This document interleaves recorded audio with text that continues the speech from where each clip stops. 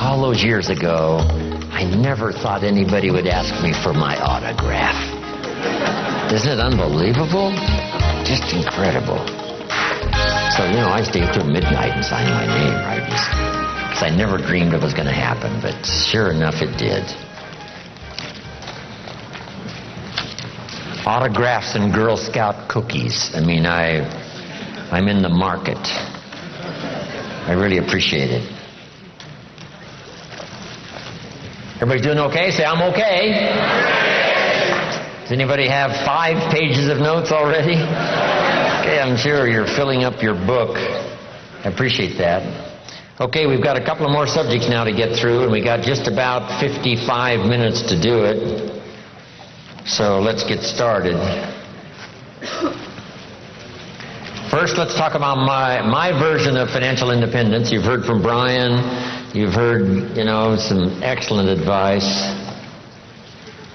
Dennis, these guys are long time experienced, and I'm sure you've got good notes on their presentation. This little bit I, designed long time ago. It's still valid today. Here's one of the major goals to go for: financial independence.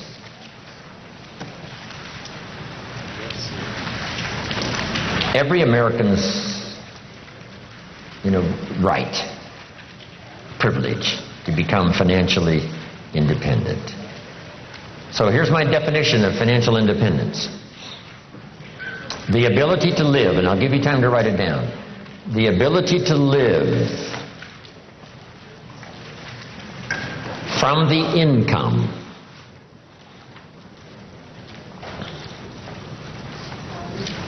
of your personally invested resources. The ability to live from the income of your personally invested resources.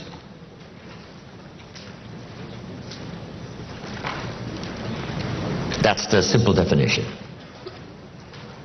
That from the resources you've invested, the income from those resources, you could live. Here's one of the advantages of financial independence. Now you can work or not work. Or you can certainly choose the work to do. Now you can work by choice, not by necessity. And here's one of the best: to be able to work for joy and not for necessity. At first, of course, we have to work for necessity. But if you can finally reach the point where you can work for joy, not for necessity. That happened for me all those years ago.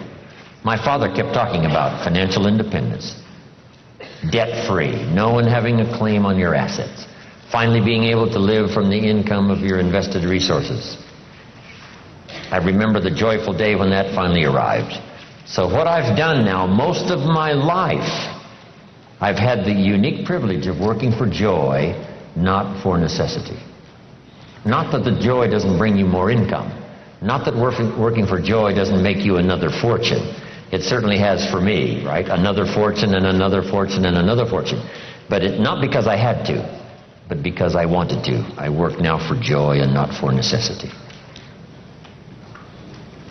Key phrase to understand. We should teach this to our children. Economics is major. Everyone has to major in economics. Number one, for personal survival. To produce enough to take care of yourself. The first, economics. The next good phrase on economics: it's not what you earn, it's what you do with what you earn that makes the great difference in your financial future.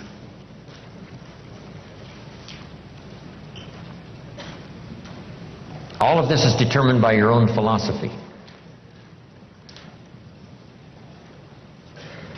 It's important early, and kids have to have a personal philosophy working even when they go to school. Here's a good definition of your personal philosophy: a guidance system. Your personal philosophy is a guidance system.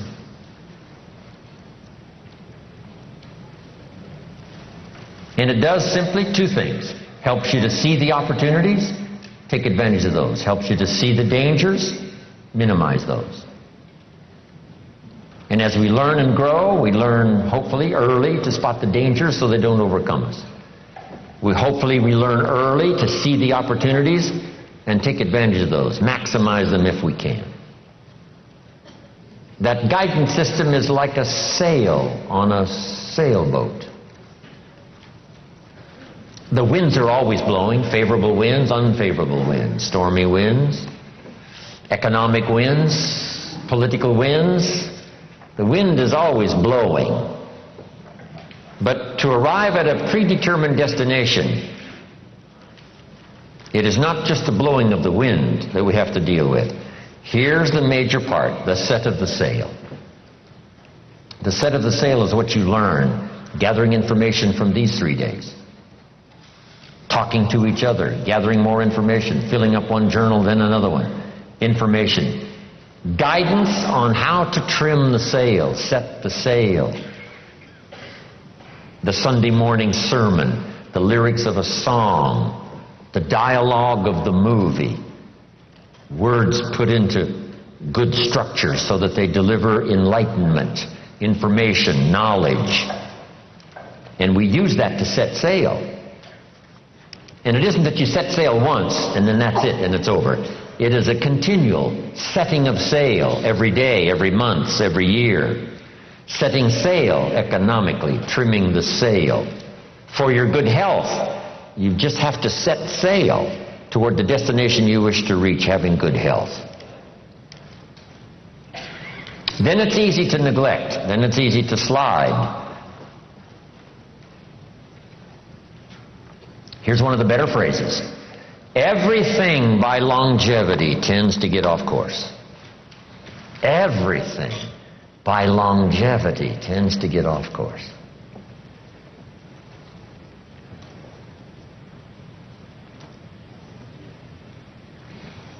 When the early astronauts made those trips to the moon, on the way to the moon, here's what they had to engage in: mid-course corrections. They look at all the gauges, and some solar winds that they didn't expect has pushed them off course as they look at the gauges. Now they must fire the little rockets to get the spaceship back on course. And it's especially critical if you're headed for the moon. If you're in an airplane and you miss Los Angeles and, make San Francisco, you're okay. But you can't miss the moon. And here's why. If you miss the moon, you can't get back. So just put this little note now. It's a pretty serious note. Some destinations are critical.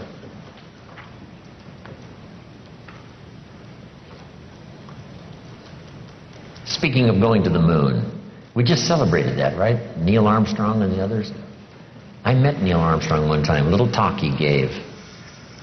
Neil Armstrong, here's what he said in his little talk. Going to the moon was just a matter of solving a couple of problems. I thought, that's a simple way to put it. Problem number one, how to get there. And then you just figure that out, how to get there. Problem number two, what? How to get back. That's problem number two, and you just solve that. Now, he said, it's also critical not to leave until you've solved both problems. I thought that was classic. Wow, speeches and information give us so much to chew on, right? Because you know what I did? Some of my enterprises, I figured out how to get in. I didn't figure out how to get out. And some cost me more than I wanted to pay. Just because I, too quickly figured how to get in, did not figure how to get out. Whether it's a lecture like we've engaged in here, hours and hours and hours, or whether it's a simple sermon, one of the most classic sermons I ever heard originated not far from here in the Crystal Cathedral. I used to do little speeches for the positive thinkers breakfast meetings at the Crystal Cathedral, before it was the Crystal Cathedral. Little sessions they had in the morning, right, where you could attend and hear some speakers. I used to do some of those speeches, 35 years ago, a long time ago. Possibility Thinkers Breakfast is what it was. His son, Schuler Jr., was giving a classic sermon one morning, and I was privileged to hear it. Here was the notes on his sermon. It's very brief, so I'll give it to you. So jot this down. These are great notes. Here was his sermon. Number 1, if you think it's impossible, it isn't. That's number 1. If you think it's impossible, it isn't. Here was point number 2. If you think you know everything, you don't. Wow, that's good. Point number 3. If you think you're alone, you're not. Isn't that a classic? That's a classic sermon. If you think it's impossible, it isn't. If you think you know everything, you don't. And if you think you're alone, you're not. Now, here was one of the spectacular stories in this little sermon. He told the story of Rich DeVos, who started the big Amway Corporation. Rich DeVos is in bad shape. Rich needs a heart transplant.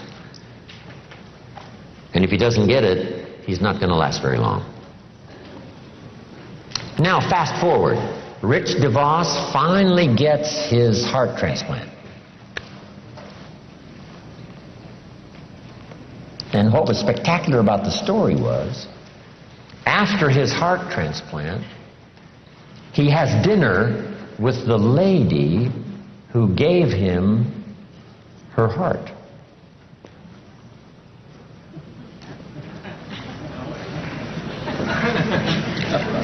He has dinner with the lady who gave him her heart. You say what? That's impossible. You couldn't have dinner with the person that gave you their heart. Here's what happened.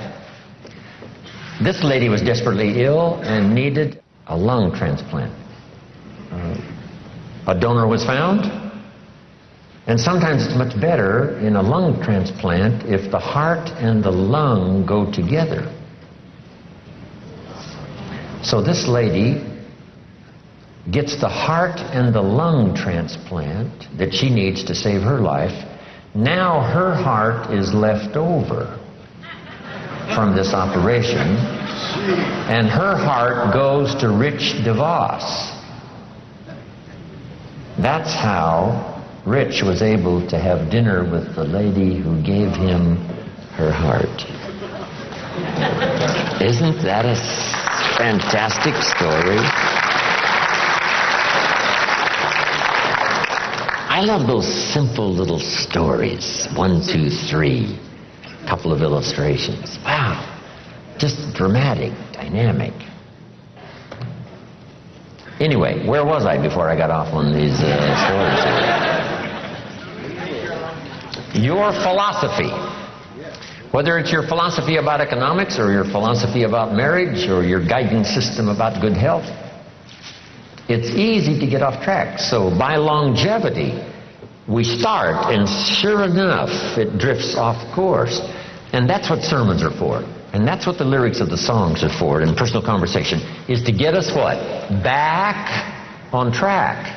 Back on track. And hopefully we're not too far off track so that it doesn't take too long to get back on track. So maybe that's all you needed this weekend.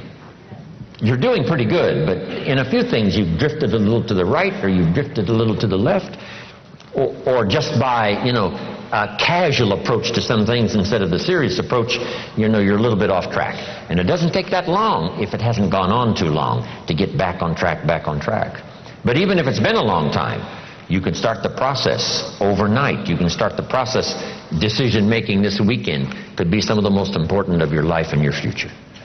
Not because we have given the seminars, but because the moment was right for you. and somehow it was said okay, and somehow it was delivered with sincerity, and you got the message, and this weekend makes a pivotal turn for you in terms of the set of the sail?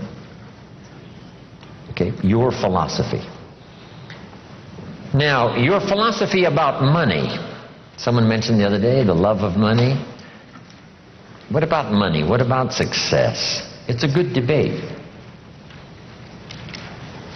I've got a good question, and it's not necessarily a high moral question, but it's a pretty good question. If you could do better, should you? That's not a bad question.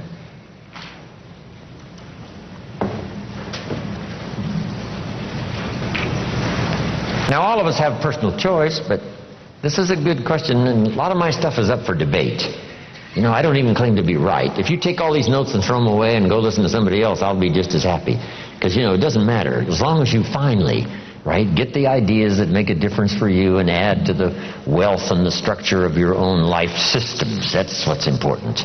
Not that I deliver the message, that's all important. But piece by piece and speaker by speaker and teacher by teacher and phrase by phrase and book by book, we pick up the information that helps us to fine-tune our life and our future. But this is a good one for your own debate. If you could do better, should you? That's a good one. Now, let's talk about financial independence. When I meet Mr. Shoaff, I'm not in good shape. Here's where I was when I met him. Pennies in my pocket and nothing in the bank. Because the story of the Girl Scout with the cookies had just occurred in my life, and now I meet this man. Here's what he said. Now to get started in a whole new direction, here's what you need to do.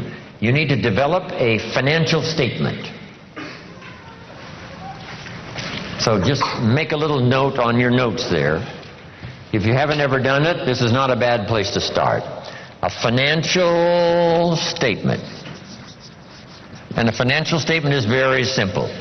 It's a piece of paper with a line down the middle. On this side is the value of all your assets, and over here is all of your liabilities. Here's what you've got in terms of worth, and here's what you owe. And then when you add up all of the value of your assets, and you add up all that you owe, called liabilities, we come up with what we call now, finally, when you subtract one from the other, your current net worth. Now, this is not your net worth as a father. This is not your net worth as a parent. This is not your net worth as a friend. There's all kinds of worth and value. But if you really want your economics to go better, here's a good place to start. Key phrase, take a picture of where you are. And here's what it's called, the truth. Now, you don't have to publish this in some local newspaper, right? This is all private stuff. But you have to say, you know, finally, there's no use kidding myself. I got to take a picture of where I am. I got to know how good it is, or I got to know what? I got to know how bad it is. I got to know how much I'm on the upside, or how deep a hole am I really in. So this is what I started. It was a simple little program of coming up with my current net worth.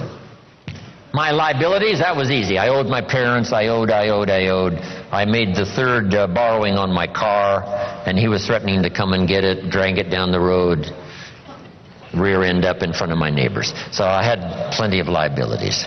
On the asset side, I put my furniture even. I put everything I could think of. My shoes. I mean, wouldn't the Salvation Army give me $2 for my shoes? I mean, I am scrambling. And when I did this exercise, guess what it did? It really soberly gave me a current picture of where I was. And guess what? I was unhappy. But here's what's important about the truth. It sets you free. Number one, free to correct old errors in judgment. That's what the truth is for. To correct old errors. After 6 years, I started working when I was 19. And when I took a picture of where I was, it was not a very happy experience. So now, where do we go from here? In putting together a financial statement realizing exactly where we are. No nonsense. This is the real deal. We don't have to share it with anybody, but we do need to know the truth for ourselves.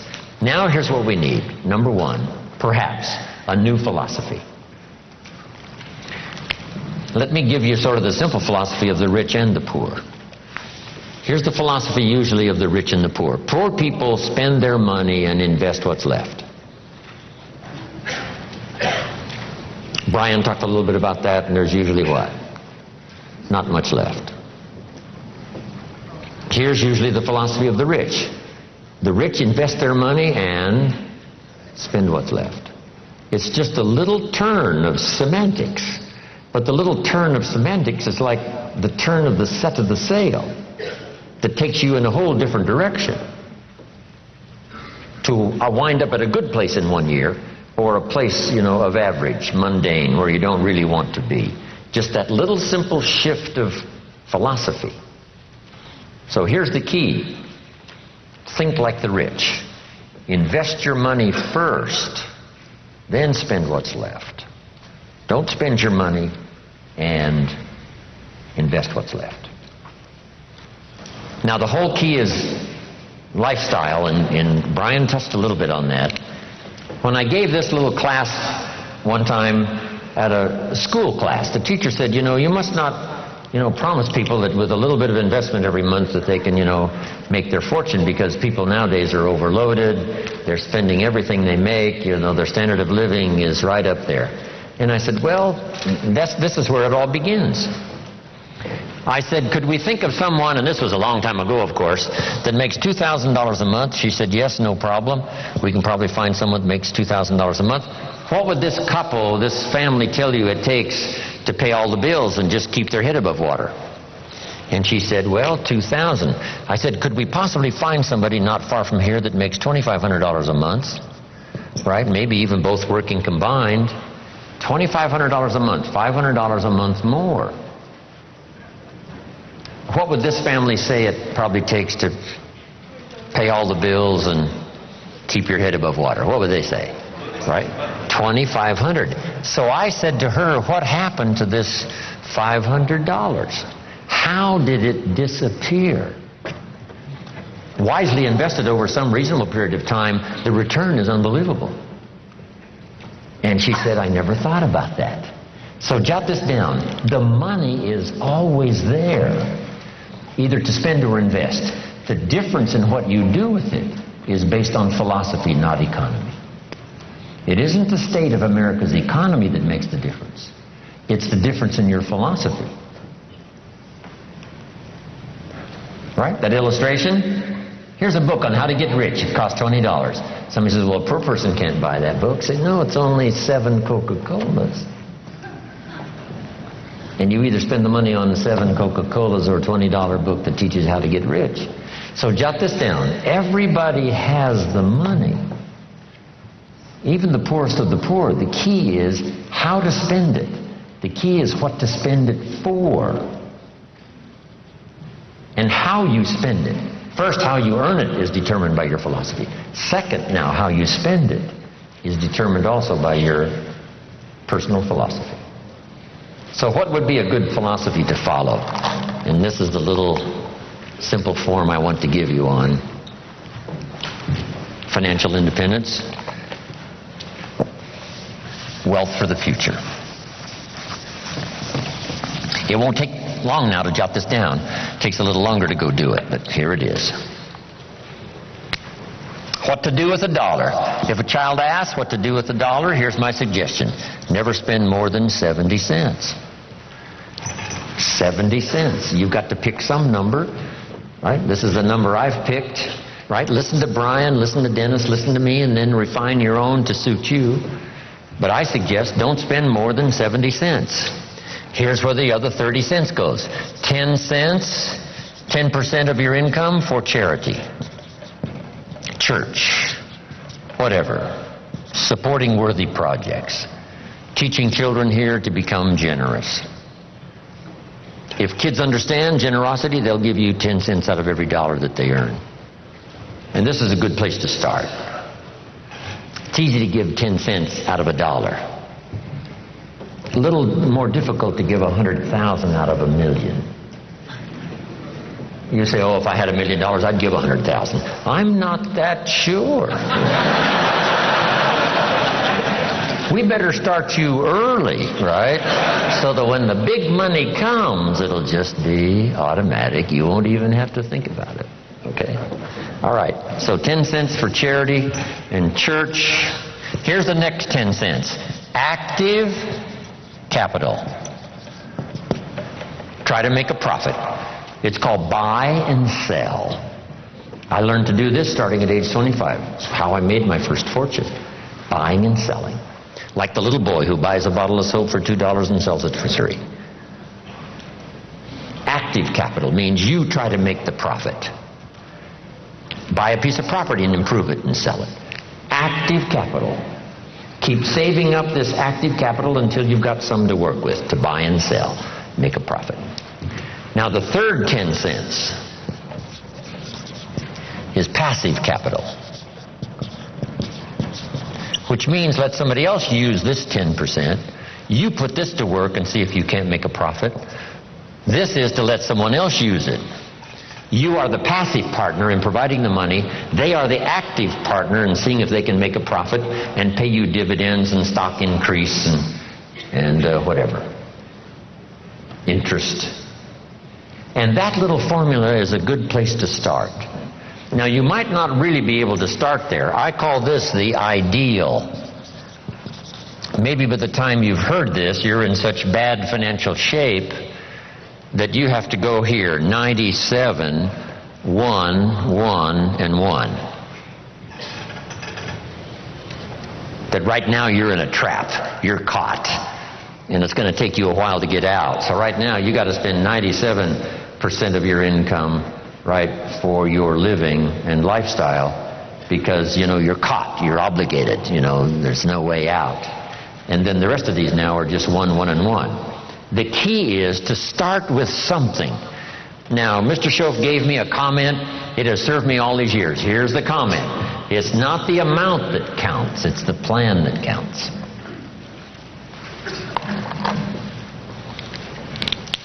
When I first met him, I said, if I had more money, I'd have a better plan. He said, no, if you had a better plan, you'd have more money. So if you have to, you start with 97, 1, 1, and 1. Then what do? Now comes the project, right away, of trying to get this 97 figure to go down and these other 3 numbers to start going up. This now becomes an exciting game to play. In another seminar, I talk about measuring progress. This is one of the great motivating factors in the world, is to start something and make progress.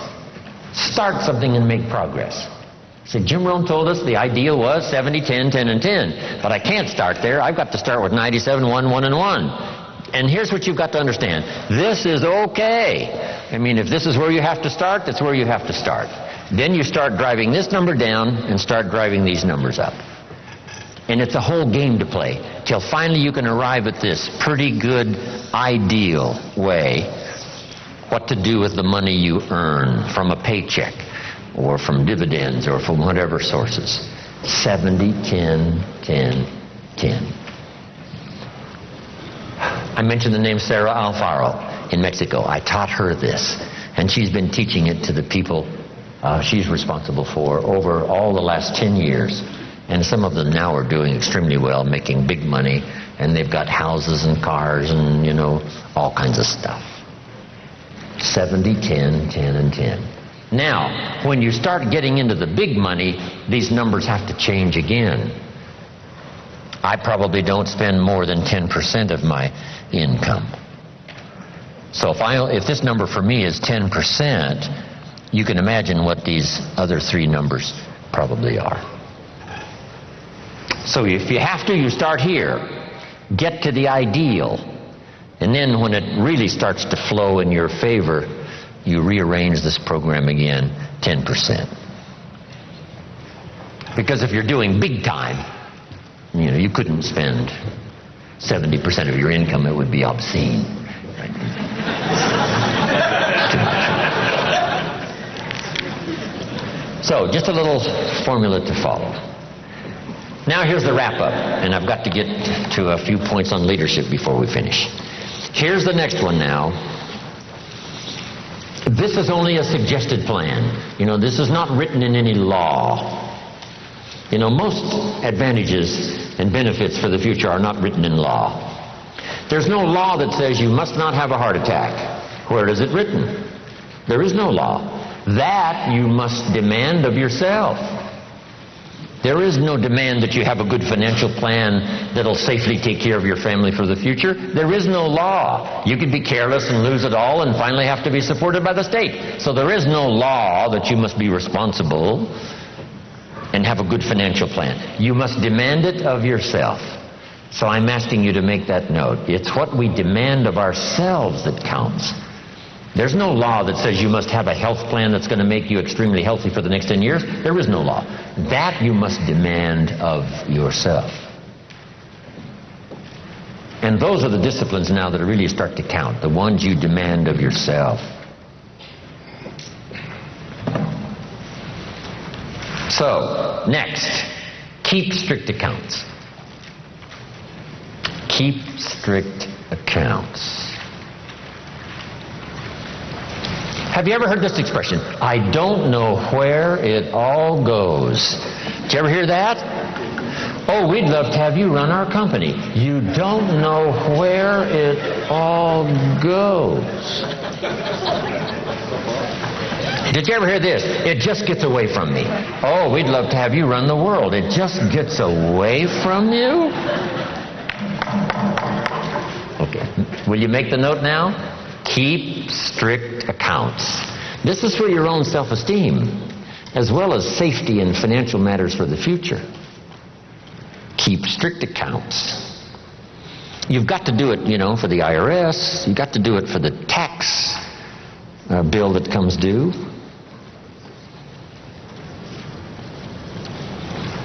Then there's one more. Be happy to pay your taxes. And this is an assignment that's one of the toughest.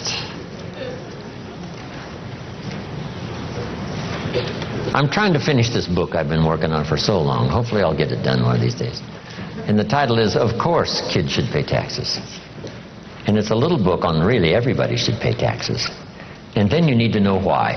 In California, if a 10-year-old walks into 7-Eleven and buys something that costs $1, the proprietor asks the child for 8 more pennies.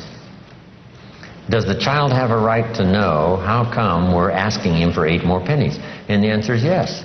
The kid says, I'm only 10 years old. And the proprietor says, congratulations, you're my youngest taxpayer.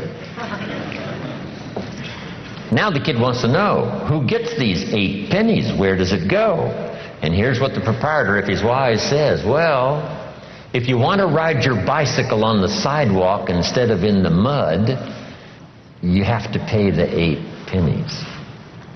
Everybody pays the 8 pennies on every dollar, so that we have streets and we have a sidewalk. So you don't have to ride your bicycle in the dirt and the mud, you got the sidewalk. And now the child understands, okay, here's my 8 pennies. So jot this down now. Everybody has to pay.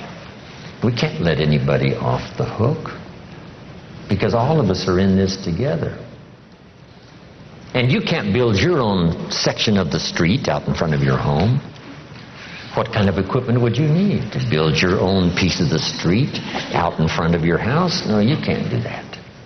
So we take these collective needs that all of us need, and we ante up the money, whether it's federal or state or sales tax or whatever it is, so that all of this is taken care of us.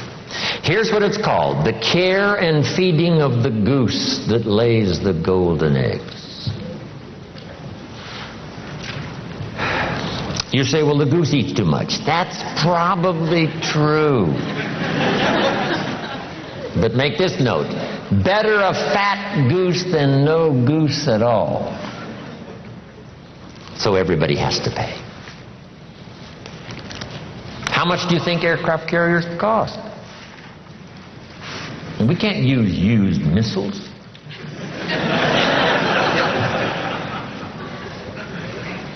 Here's where else the money goes. So you'll be safe in your bed at night while the policeman walks the beat. While we sleep, the Air Force doesn't sleep. While we sleep, the Army doesn't sleep. While we sleep, the policeman walks the beat and checks the doors. That's where the money goes. Once you have a vision of where the money goes, yes, for some things it costs too much. Yes, the government sometimes is too extravagant. Yes, all the yeses. But all those yeses are true for all of us. Sure, the goose might eat too much, but who doesn't? Should we have confession time here today? Say, no. Please let me off the hook. So you got to do the same with the government. Yes, the government needs to go on a diet and slim down and not spend quite so much. That's also true. But it's true of what? All of us. This is the deal. We're in all of this thing together. So finally, when I understood what this was all about, I finally became a very strange creature called a happy taxpayer. That's it. Now, should everybody pay? Let me give you one good illustration that comes from the Bible, and I'm finished. Jesus one day, and I'm an amateur on the Bible, but here's a classic story. The storyteller says, Jesus one day was out in front of the synagogue watching people come in, and with him were his disciples. So Jesus and his disciples are watching people come in to the synagogue. And the custom was, before they came into the synagogue, they deposited a contribution.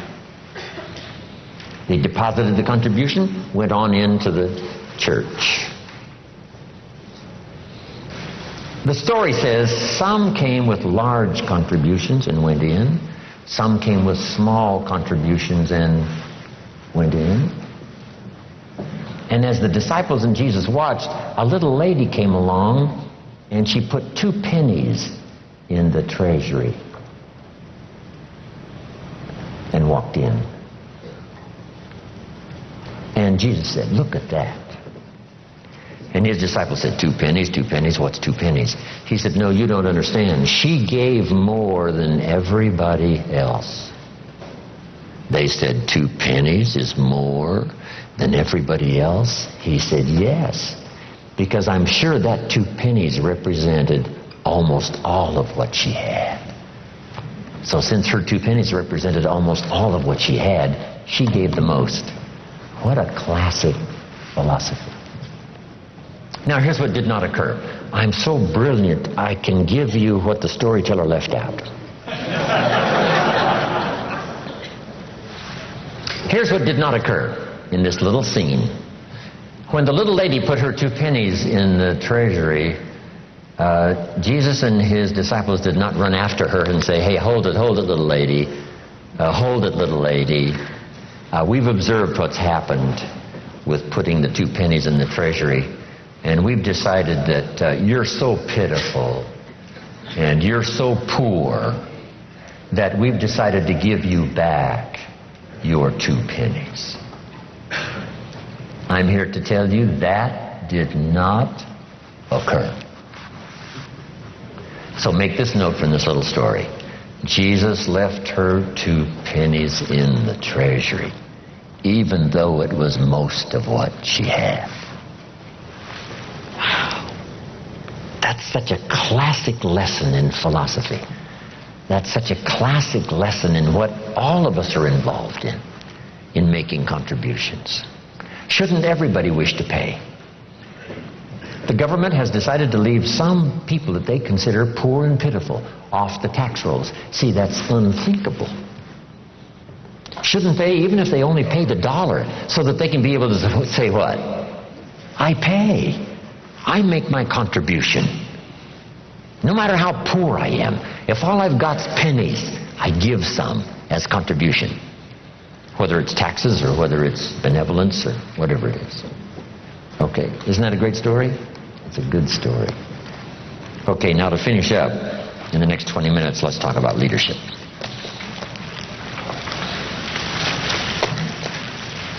Wish we had a week. I've got all this stuff here.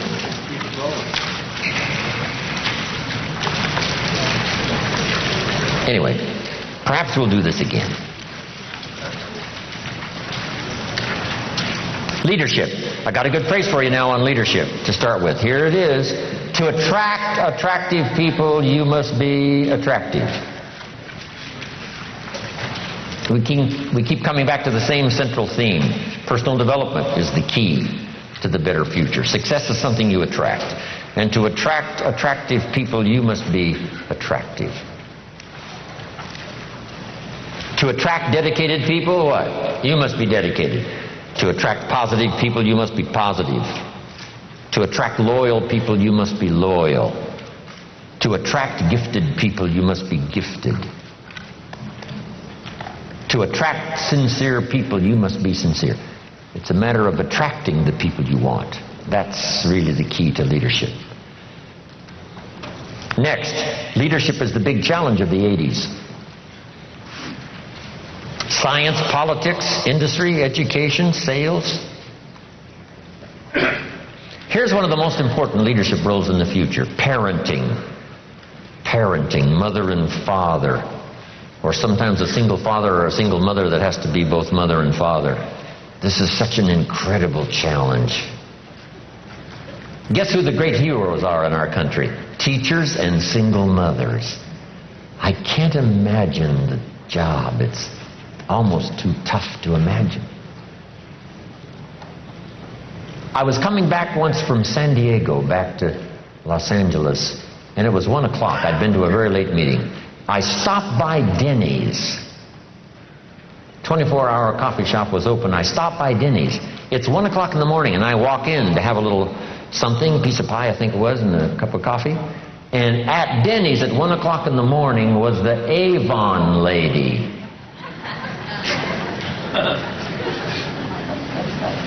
And she had a couple of waitresses around her, and she was showing the Avon products. 1 o'clock in the morning. When I finished my pie and coffee, I engaged her in conversation. I said, I have never seen an Avon lady at Denny's at 1 o'clock in the morning. She says, well, this is the best time. When the waitresses aren't so busy, and one at a time or two at a time, they can come and sit at my table, look at what I've got, and make purchases. I says, why do you do this? And she said, I'm a single mother with 2 children. Don't have to say any more, right? 1 o'clock in the morning at Denny's. This is called commitment of the best kind, right? Wow, these are the heroes. People that have such extraordinary circumstances to have to deal with, and they do it. They have such responsibility, and they do it. Right? They're stacked high with, difficulties, and they do it. They do it. Especially mothers. So the challenge is parenting, leadership in parenting. Here's the next challenge in leadership. It's to step above mediocrity, where you can not only help yourself, but help someone else.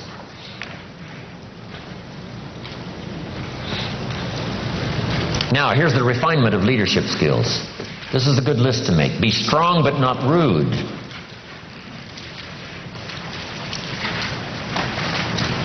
Be kind, but not weak. Strength we need, rudeness we don't need. Kindness we need, but not weakness. Some people mistake weakness for kindness. But don't do that for yourself. Next is to be bold, but not a bully. Refinement of leadership skills. Next is to be humble, but not timid.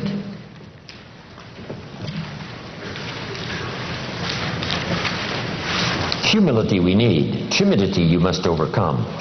Drive it into a small corner. Don't let it dominate your life, whatever you have to do. Next is to be thoughtful but not lazy.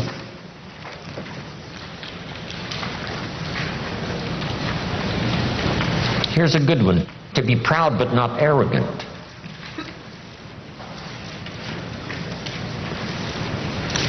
Pride we need, arrogance we don't need. Family pride, personal pride, community pride, school pride, team pride. We do need pride, but not arrogance. Next is humor without folly. This is part of sophistication everybody needs to work for. Humor without folly. Witty but not silly.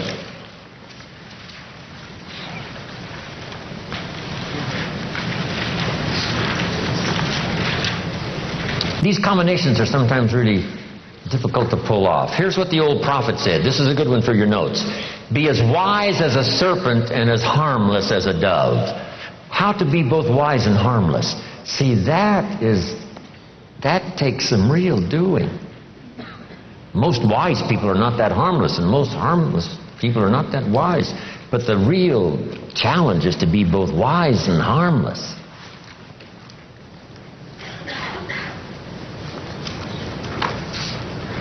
One of the writer of New Testament said, I've learned to be both ambitious and content. Now that is a real stretch. But here was his solution. To be content with what you've achieved and ambitious for more. Right? To engage in contentment with what you... If you're always discontented with what you've achieved or what you have, see that is the wrong malady. But if you're happy with what you've achieved, but ambitious for more, that's the key. Most ambitious people are not that content, and most content people are not that ambitious. But he said, here's what to strive for, to be both ambitious and content, to be both wise and harmless. Next, in leadership. Here's the major studies for leadership as you continue your journey. Number one, the study of possibilities. Play the what-if game. What if I had the resources to make the investment so my family would be secure and I had reached financial independence? What if? If you engage in the what-if game for the future, what if I took these extra classes? What if I developed these extra skills? What if I really disciplined myself to do more than I've ever done before? What could possibly be the outcome? Engage in that what-if game. What if I found the right people over the next 6 months? What could I possibly accomplish that I haven't accomplished so far? This is good, the what-if game. When I found an unusual financial opportunity, the first night I played the what-if game. By 3 in the morning, I'd made about $3 million. On paper. On paper. But jot this down, that's where it starts. What if I had 2? What if I had 5? What if I had 5 and they each had 5 and we all worked together for this common cause? What could we accomplish? Wow, just play the what-if game. And then that saves you from later having to play this game. If I'd only kept that piece of property instead of selling it. Years and years ago, I owned 10 acres in Carefree, Arizona.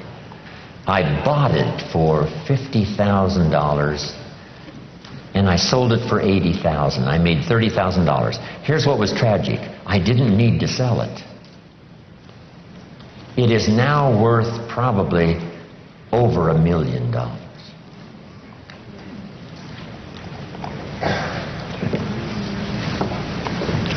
So now I say, if I'd what? If I'd only. But we need some of those experiences, right, to help give us a little better guidance for the future. So play the what-if game, right? What if it went well? What if I found the right people? What if I had the health and the ability to do extraordinary things? I wonder what all I could do. Play that game. The study of possibility. Here's the next one, the study of opportunity. And you must learn to study opportunity because it comes in subtle forms. I got interested in building organization and recruiting people because I found out people could make you rich and wealthy. Here's one of the greatest economic mistakes anyone can make, especially living in America, not understanding that people can make you rich. When I found the opportunity to do that, it helped me make my first fortune. Recognizing opportunity so that it doesn't come and go. The moment was there and you didn't seize the moment. begin to recognize more opportunity. The opportunity for association. All of my projects have been association, 2, 3 people. Right? The old phrase says if 2 or 3 agree, nothing's impossible. Just not 2 or 300, not 2 or 3,000, just 2 or 3 with a common purpose. You can do the most extraordinary things. Recognize those opportunities. Here's the next. Be a student of ability. If you added one more skill and then one more skill. I started learning extra skills when I was 25 years old, when I met my mentor. One skill led to the next, and one skill led to the next. Finally, my income reached unbelievable proportions, having learned these skills. By the time I was 29 years old, my income had hit about $30,000 a month, which back in those days was so much money. It was unbelievable.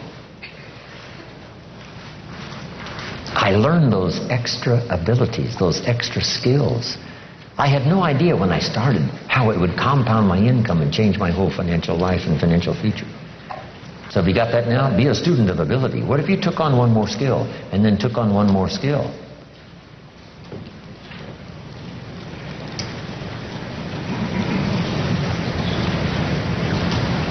Next, be a student of inevitability, which is called consequences that you don't want to suffer.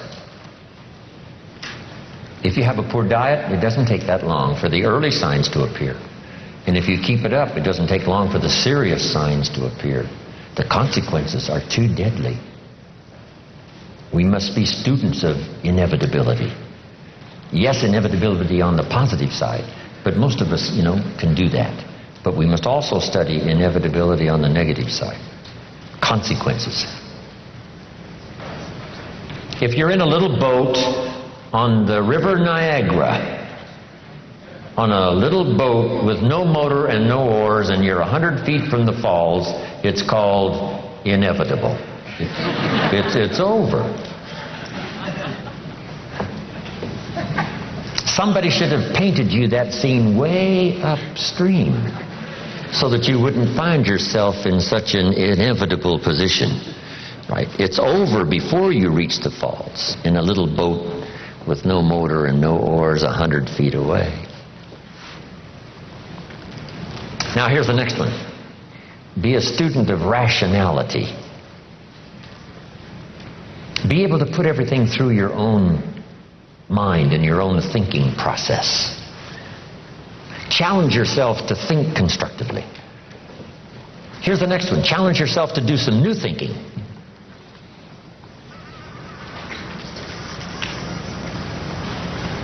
I think it was Einstein who said, the real challenge is how can we use the same thinking that caused the problems now to come up with the answers? So here's what we have to do. Shift gears into some new areas of thinking, new ways of thinking how to solve problems. Not the old thinking that caused the problems, the new style of thinking that creates the answers. Rationality also means, yes, be optimistic,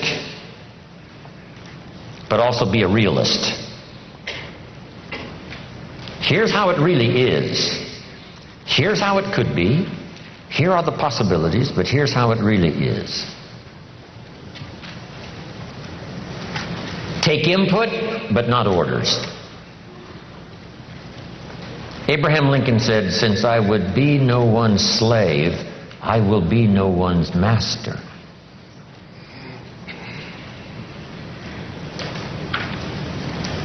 Be no one's slave. Take input, yes. Take advice, yes. Gather in information, yes. And then you decide.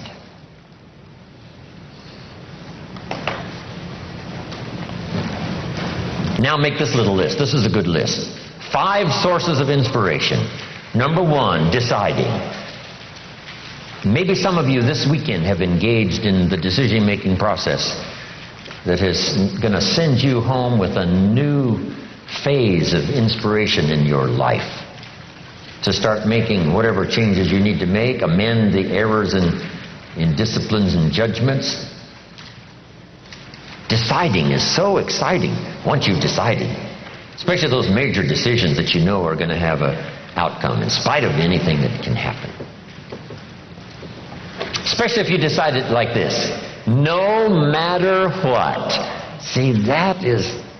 You can't believe how self-confidence and self-esteem starts to serve you well when you start to say, no matter what.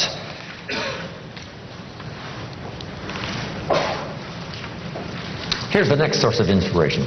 Planning what you've decided. Just start laying it out. Here's my new health plan. I'm going to do this, this, this, and this, and this. Here's the new financial plan. I'm going to do this, this, and this, and this. My relationship is in a bit of disrepair. I've decided to do this, this, this, and this. Just decide and lay out some plans. Because decision starts the inspiration process, and planning furthers the inspiration. Here's the next source of inspiration. Beginning the plan. Getting started.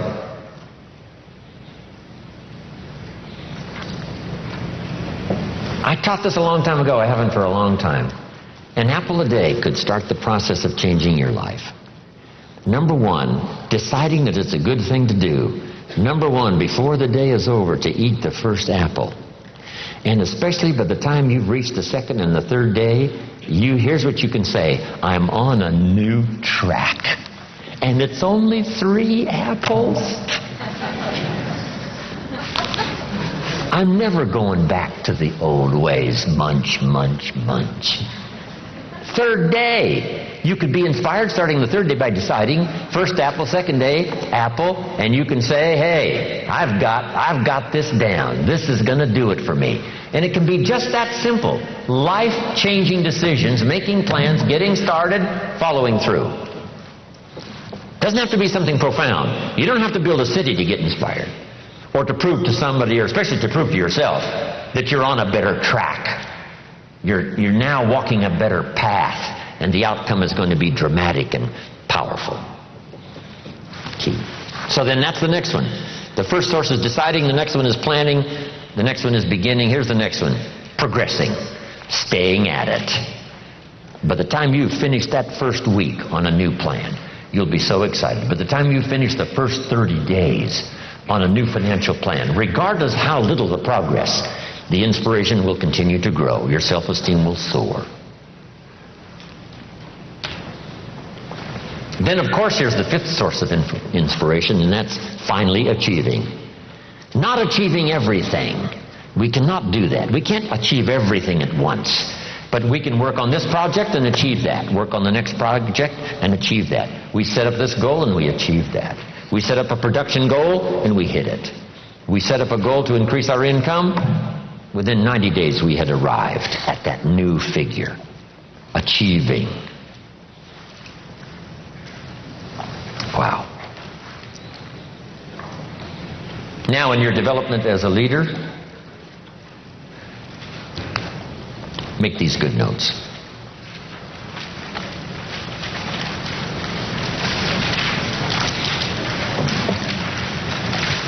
Learn the law of faith. The law of faith is very simple. Here's what it says. With faith, everything's possible. Without faith, nothing is possible. Faith is the ability to see what doesn't yet exist.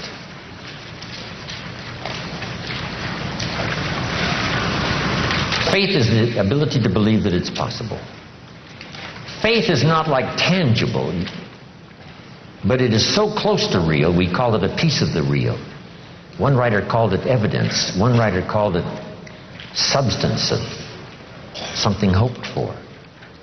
Faith. Imagination mixed with faith. Now, as a leader, no telling what you can accomplish. As a father, no telling what you can build.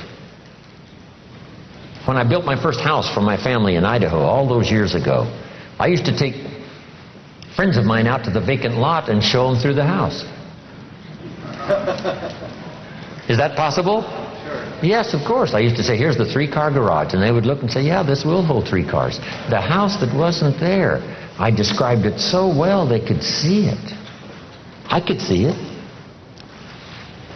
Isn't that what the artist does, that puts together the artist's rendering and says, this is the house that isn't there? Say, no, the house isn't there. Say, no, yes, this is the house. So I'd take, my friends on a little journey through the house. This is the fireplace. It's got bricks on one side and it's got white stone on the other side. They would say, wow, what a fireplace. And I'd take them through the bedrooms, the whole thing. Here's this kitchen with a view window. In the kitchen where you can see this incredible view. And they would look out the window. I described that house so well. One day, one of my friends bumped his elbow on the fireplace. I'm telling you. Here's what you must do as a leader, especially as a parent. You must be able to see the future. You must be able to design it. Yes, see it as it is. But here's the next step of faith. See it better than it is. If you see it better than it is now, that's the vision. That takes faith. Then here's the third step. We've talked about it so often during these 2 days already. See it better than it is. Believe it can be better than it is. And number 3 is make it better. Go to work.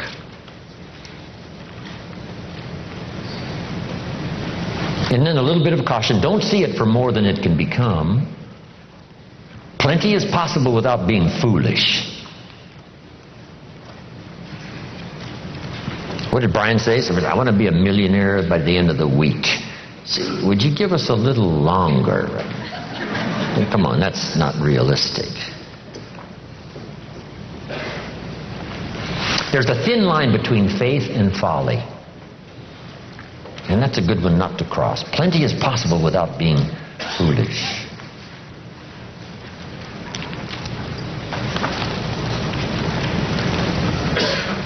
Here's the next in finishing my portion today.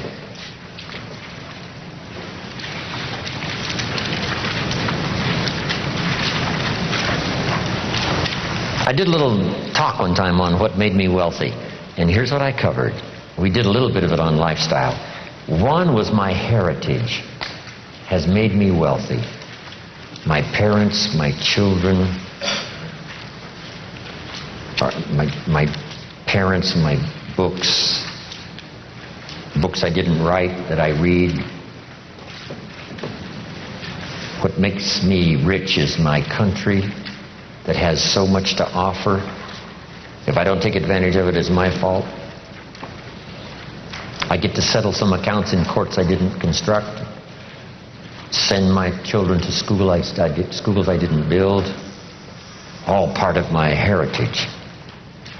I jump on an airplane I didn't construct. Talk on a telephone I didn't invent.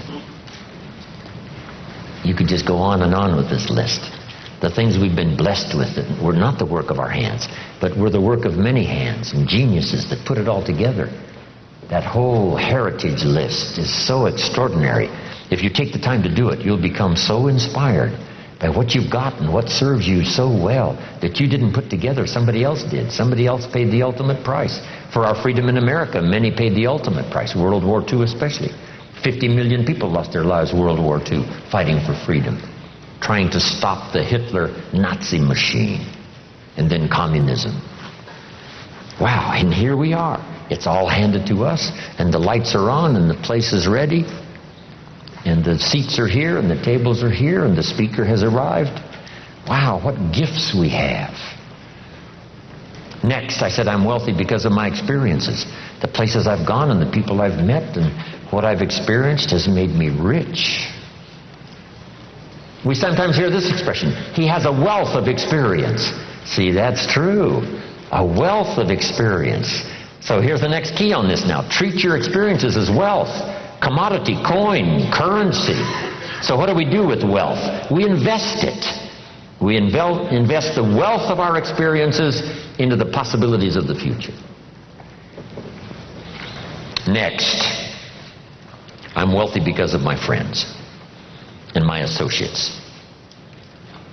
Extraordinary people who say to me, what do you want to do? We'll just go do it. What do you want to accomplish? We'll just go do it. We'll accomplish it. How much more do you want to do? We'll get it done. It's so great to be surrounded by those kind of people. You say, what do you want to do? We'll go do it. If you can dream it, we can help. If you can dream it, we'll put it together. Unbelievable.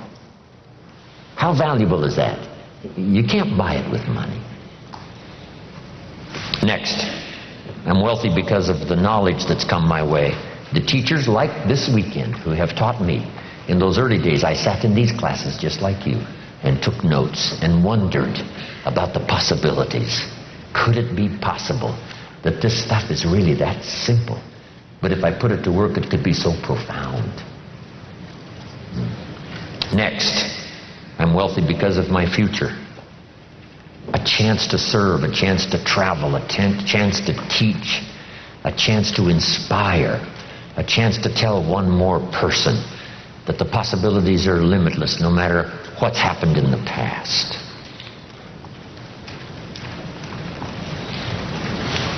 Next, relationships that are extraordinary. Marriage, friendship, those great experiences that have served us all so well. Here's the next. And we've written this somewhere, and some of you may already have it. It says, let others lead small lives, but not you.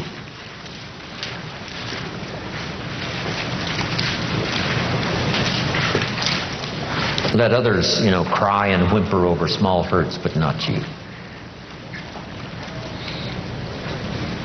Then another one that really helped me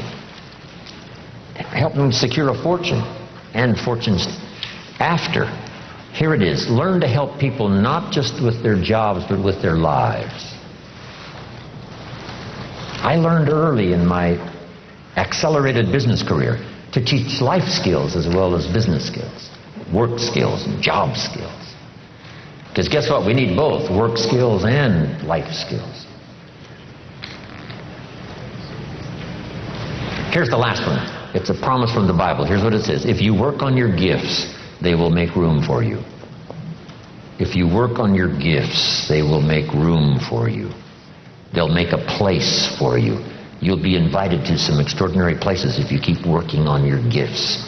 Make yourself valuable, make yourself attractive, make yourself unique. Become a person who has plenty to give and plenty to share, whether it's ideas or money or treasure or time. If you will work on that, you'll have places. Look where my gifts have brought me. From the farm country of Idaho to this magnificent place to serve and share ideas, my experiences, hopefully that will make a difference. And last, when I'm gone, people always ask, what would you like said after you're gone? And I came up with something the other day. It was pretty simple. Here it is. Jim Rohn made a major contribution to someone. Jim Rohn made a major contribution to someone, and then another one, and another one, and another one. Wow. And that journey continues for me. So if you've got my name on your notes, which hopefully I'm sure you have, when we leave here, I go with you, these notes and all the experience that we've had. But I promise you this, as we leave here, I will not leave you behind. I'll take you with me in my thoughts and in my heart. Thank you very much. God bless.